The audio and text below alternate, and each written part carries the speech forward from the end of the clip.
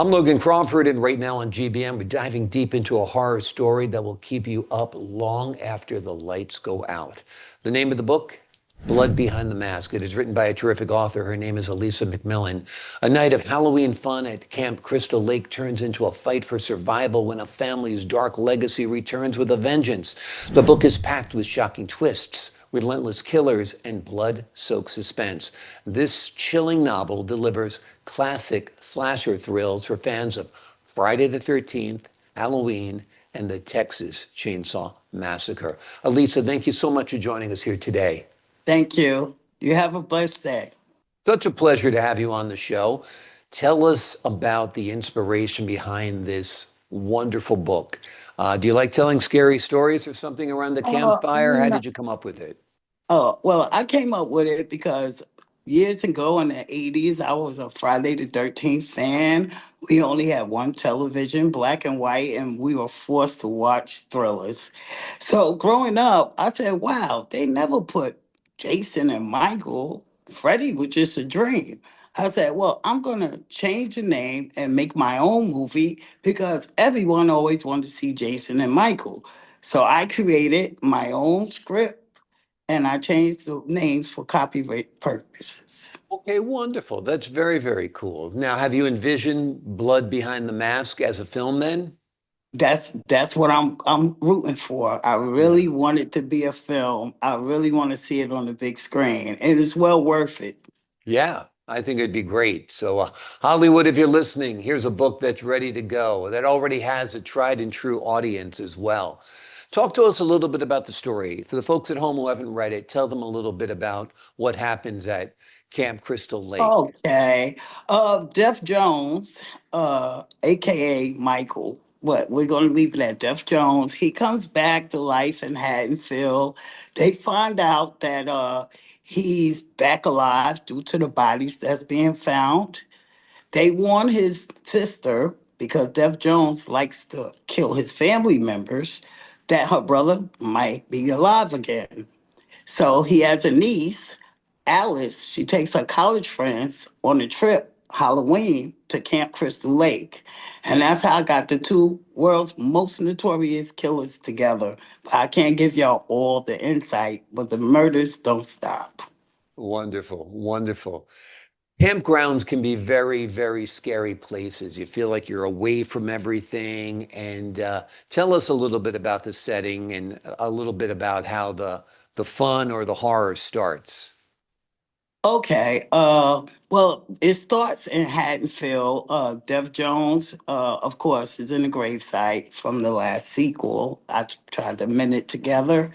And he kills the gravedigger and he kills all the people, like the teenagers in the colleges and stuff like that. The sheriff sees that he's alive because no one does this serial killing no other than him. Mhm. And Crystal, his niece, they go in the woods, they have a little fun. Some of her friends start disappearing. So she's kind of scared. So she takes a trip out of the Camp Crystal Lake. Out of Haddonfield to Camp Crystal Lake. And they enjoy themselves for quite some time until they're rudely interrupted by two mass killers. Yeah, yeah. Wonderful, wonderful. And tell us about Alice. She's certainly an intriguing character. Oh yes, Alice is Death Jones's niece. Jamie Lee Curtis would be her mother if Mhm. I can get her. She's written in there as an actor, but Yeah. yeah, that's his niece, Right. Well, and I think, She's a college student, and she's doing well, and she has a boyfriend named Steve. mhm. Yeah. Yeah. Wonderful, wonderful. So, how long have you been a fan of horror films and slasher movies? Oh, since the 80s, the late 80s, Friday the 13th, Yeah, Jason, and then Michael came along and Texas Chainsaw Massacre. Yeah. yeah, yeah. Absolutely, absolutely. They're thrilling adventures. Why do you think people enjoy being scared? Well, for me, it's just a rush. Some people, their adrenaline goes up. They might get a rush. I don't know. for each his own. Some people have different things. For me, I just love it because it just gives me a good adrenaline. I don't know Yeah. why. Yeah, it's kind of like being on a roller coaster ride. It's like Yeah, a good yes, scary, particularly when yes, you're watching a film or reading a book and you know something bad's going to happen, but yet the character's doing something silly or stupid anyway, like saying, I'll yeah, be right back, even though a lot right. of people have been murdered. The Scream movies kind of dissected the whole formula of a slasher film, right? Did you enjoy those? I Know What You Did Last Summer and Scream and all that. Yes, yes, I enjoyed all of them. But mine is way better. I mean, Hollywood doesn't make the best great horror movies Yeah. these days, but they need to give my book a chance. Yep, I agree. I agree. It's good time for some fresh blood, so to speak. We don't want any literal blood spilled here, but yeah, definitely for some room for some fresh blood in the literary world. What was it like writing this?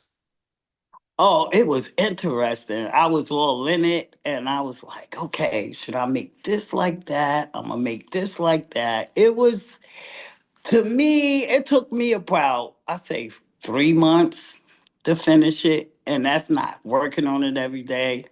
I write poetry and a lot of other things too. Is this your first time writing a book? Oh no, I wrote a book, Mask versus Mask, Bad Mhm. Blood, Mask versus Mask, but my mother told me to get a lawyer, but I didn't listen. And I don't want to say, but I'm gonna say their name. Author House Publishing never gave me any of my royalties. So I redid the book and renamed it and revised it. And I'm just trying to get a shot to help me and my children survive. Gotcha. And that's the book that you've republished is Blood Behind the Mask? Yes. Okay, wonderful. The cover is beautiful, very scary. Tell us a Yes. little bit about creating that. Oh, well, my first book, Mass versus Mass, had skulls. So I just put the skulls and changed it blood behind the mask. And I also made the t shirts available for my supporters. Mm. Oh, cool. You got one of the t-shirts on there, right? Yeah. Yeah. Okay, Yeah. awesome. Awesome. And how can people buy the t-shirts? Do you have them on Well, my Amazon or something? website, my Okay. website will be up at the end of this week. So I will Okay. have a link for it. Okay, great. So we'll look to your website to get the t-shirt, to get the book. Are you planning a sequel to the book? Are you thinking about that? I'm working on another book with my lifetime, but I would do a sequel. I just want to see how good this would do. I want to make Hmm. a. I really desperately want to film out of this. It's Yeah. already written in screenplay. It already have the Yeah. characters. I just don't have the finance. Yeah, exactly, exactly. Well, Mhm. hopefully somebody from Hollywood comes to you and wants to write you a check for your story. That's Okay. how it should work. So that would be a lot better than you having to pay for Yes. it. Yeah, so Yes. that'd be great. That'd be great. So you are working on another book. Tell us about the other book you're working on. Oh, it's called Little Girl Cry. I was like I can't tell it all, but it's similar to the movie Precious, but I was a little more traumatized. I had a very rough upbringing, abuse, and a lot of other things I don't wish to speak about yet. I don't want to give it up. But if you see the movie Precious, mine's is like 5 times worse, but all pain Yeah, is no good. gotcha. So will it be a memoir or will it be like a novelized story of your life? It'll be a novelized story of my life. Yeah.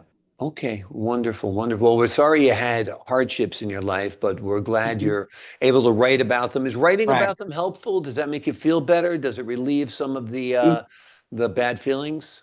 Yes, yes. I would have been came out with it, but my mother was alive at the time and she didn't want me to put her name. And I said, well, I'm not going to use your name. I'm going to change the names, of course. Right. But, you know, I'm going to write it. I'm going to finish. I'm on chapter 5. Okay, good. That Mhm. sounds great. That sounds great.